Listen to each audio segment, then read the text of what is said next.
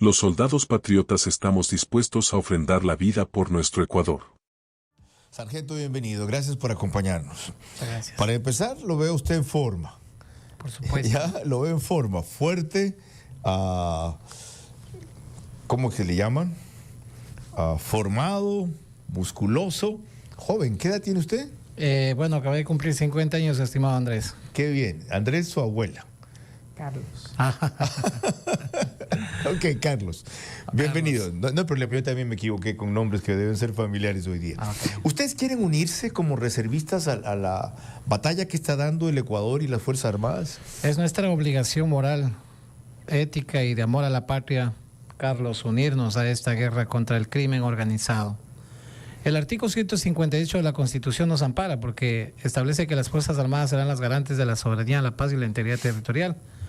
Y mucho más allá, el artículo 165 de la misma Constitución establece que declarado un estado de guerra, en el numeral 6 hay que disponer el empleo de las Fuerzas Armadas y de la Policía Nacional y llamar al servicio activo a toda la reserva activa de Fuerzas Armadas. Quiere decir que todos los voluntarios, la tropa que está en servicio pasivo, tienen que obligadamente activarse al servicio activo de las Fuerzas Armadas como un activo más. Eso es algo muy importante. Y también el artículo 195 que establece que es obligación de todos los ecuatorianos, de forma individual y colectiva, ser partícipes de todos los programas y proyectos, presentarlos a todos los niveles de gobierno y ser partícipes de esas decisiones del gobierno, en este caso que son importantísimas, que él tome las correctas y debidas decisiones, Carlos. Ahora, si los llama, tiene que responder por la logística y la manutención de ustedes, cuando mínimo, aparte del equipamiento y la operatividad. Y esa parece ser la limitación principal, porque el Estado está hablando de que hay una estrechez económica enorme. Desde luego los reservistas ponen su continente humano, pero no pueden poner sus recursos económicos. ¿Cómo vencer esa dificultad? Bueno, primeramente yo empezaría manifestando sobre el comunicado del Comando Conjunto que hace referencia a la convocatoria de 1982 miembros efectivos que se haga la reserva. De esa manera, primero hay que preguntarle a la ciudadanía o decirle a la ciudadanía o al nuevo gobierno para qué nos llama, qué rol vamos a cumplir nosotros como reservistas en este momento que está pasando el país. Y aquí hay algo muy importante, Carlos. Nosotros debemos de atender sectores que no están siendo atendidos en este momento, como por ejemplo el cuidado de crear las mínimas condiciones en el cuidado de nuestros hijos en las unidades educativas. El tema del cuidado de los sectores comerciales, mercados, centros, bahías de bahías comerciales. Por ejemplo, en el año 2020, un estado de excepción, 2 días de estado de excepción, cerrado el sector comercial de la bahía de Guayaquil, 259 millones de pérdidas, Carlos. Es preocupante. Otro, el tema del sector de nuestros transportistas. Están siendo asaltados los transportistas a nivel nacional. El cuidado de los productores en su línea de transporte de los productos costa-sierra, sierra-costa. El cuidado de las plantas de tratamiento de agua. Nosotros creemos, como una inteligencia prospectiva a no muy corto tiempo, creemos que esta gente va a arremeter contra todo. Y le voy a decir por qué más luego. Tenemos también el cuidado de las antenas de celular, de la celular pública, de telefonía pública, el cuidado de hidroeléctricas, refinerías, estaciones de bombeo de petróleo.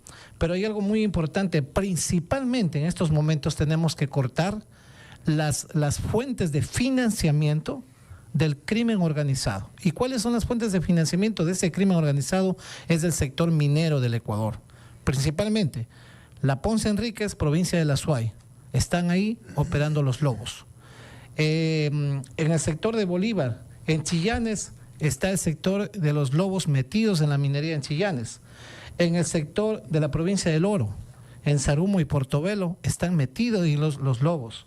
En la provincia de Zamora, en Tundaime, Paquilla, todo este tema están instalados los lobos y esas son las principales fuentes de financiamiento de ellos. Qué interesante y qué novedoso lo que usted explica, para que entienda la gente el trabajo de complemento y soporte que ustedes darían como reservistas, aparte de suplir una serie de zonas en donde hay vacíos porque las prioridades están a ocuparse en otras.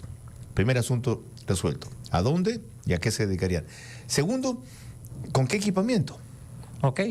El gobierno ha dicho que ha propuesto a la Asamblea Nacional una elevación del 12 al 15%, quiere decir 3 puntos, y lo va a distribuir en la adquisición de armamento y equipo, sistemas de rehabilitación social y el pago de obligaciones con gobiernos seccionales. Pero en realidad el costo de la guerra no son 1.071 millones de dólares, oscila entre 1.500 a 1.800 millones de dólares. Pero por eso, en este momento, nosotros tenemos que definir cuáles son los enemigos a los que tenemos que atacar.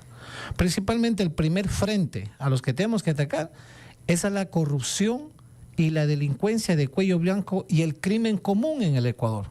No estamos hablando de bandas delictivas, es un crimen común. El segundo frente son las fuerzas irregulares armadas de otros países, como el G2 cubano, como disidentes de las FARC, como grupos terroristas de Venezuela, que hay que tenerles muy enfocados. Y pero ustedes no los destinarían a eso, pues a eso van unidades tácticas especializadas y actualizadas. Obviamente, pero me refiero a esto para que usted sepa que tenemos que atender los tres frentes. El ejército, los servicios activos que estén en ese momento tienen que dedicarse al segundo frente, que son estos grupos ya terroristas. Estamos ya viviendo un terrorismo en el país. Sin duda. Ahora, les decía yo, ¿qué equipamiento les dan a ustedes? Ya. Uniformes, chalecos, cascos balísticos, armas de alto alcance y la última, ¿qué actualización o entrenamiento les dan? Porque por más que ustedes sepan las reglas y las normas, hay algunas cosas modernas o nuevas que no corresponden a la época cuando usted era sargento hace 30 y... No, bueno, yo prácticamente salí hace 6 años. El llamado que están... ¿Salió recién? Sí, el llamado que están haciendo es 5 años atrás. Ah, ok. Sí. Lo que netamente sería es en el tema de un poco de capacitación, porque en realidad el conocimiento del armamento que ha comprado Ecuador se lo conoce, es un armamento actual, pero se lo conoce, ya lo habíamos tenido en partes acá en el país. El equipamiento tendría que comprárselo para el abastecimiento de que nosotros ponemos acá en 1982, pero nosotros... Hasta que todo eso se dé van a pasar meses. Por Entonces, supuesto. ¿por qué no pueden usar ustedes las armas incautadas?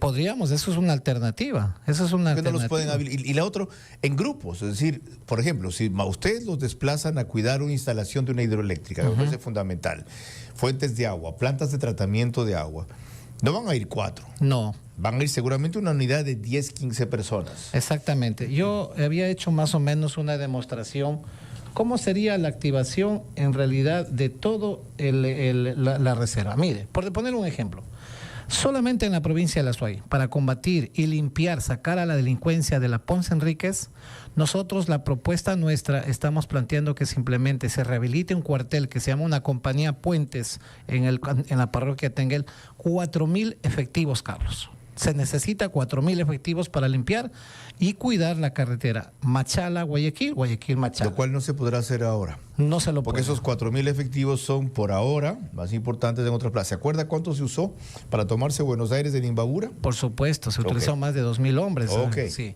La mitad, pero funcionó ese operativo perfectamente. Por supuesto. En la provincia de Bolívar, por ejemplo, se necesita un batallón movilizado de 1.000 hombres para rescatar la minería que está en manos de la delincuencia. En la provincia del Oro se necesita un batallón movilizado de 1.000 hombres. En la provincia de Zamora se necesita un batallón de 1.000 hombres. Entonces, ¿por qué hago esta explicación, Carlos? El gobierno nacional, las Fuerzas Armadas, deben de saber cuál es la realidad que necesita el Ecuador. Necesitamos poner y darnos un baño de verdad, sincerarnos en el país y tomarle este momento tan delicado como algo importante. No lo podemos poner algo tan simple. Me ha impresionado todo lo que está diciendo. Creo muy necesario lo que está diciendo. Pero a la vez me ha quedado claro que una incorporación inmediata de los reservistas no va a ser posible en esa magnitud. ¿Por dónde empezar? ¿Con cuántos empezar?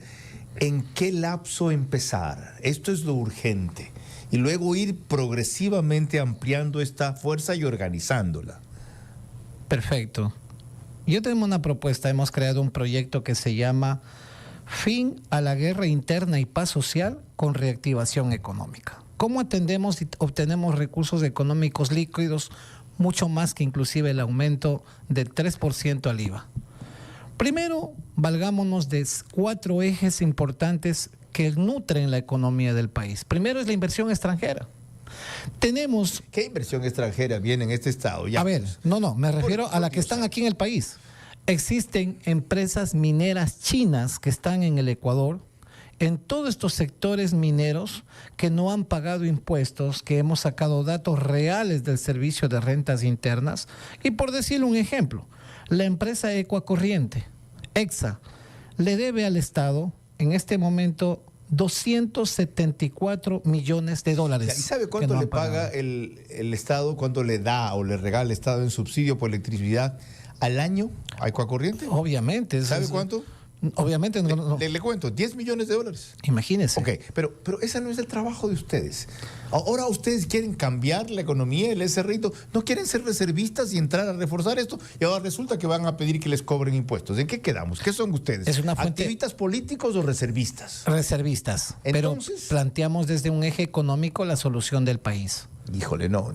Planteamos... Ese es un problema. El gobierno ha tomado una decisión. Ustedes van ahora y a cuenta de que nos van a ayudar a todos, ahora quieren prácticamente gobernar desde la contribución militar. No. ¿Saben qué les van a decir? Gracias. O sea, bueno, ¿a qué vinieron? A decir, estamos a la orden, mi general, ¿para qué podemos servir? ¿Dónde nos va a mandar? ¿Qué tenemos que hacer? Y ahora resulta que empiezan diciendo, cóbrenle a Ecuacorriente 230 millones de dólares, con lo que estoy de acuerdo de paso.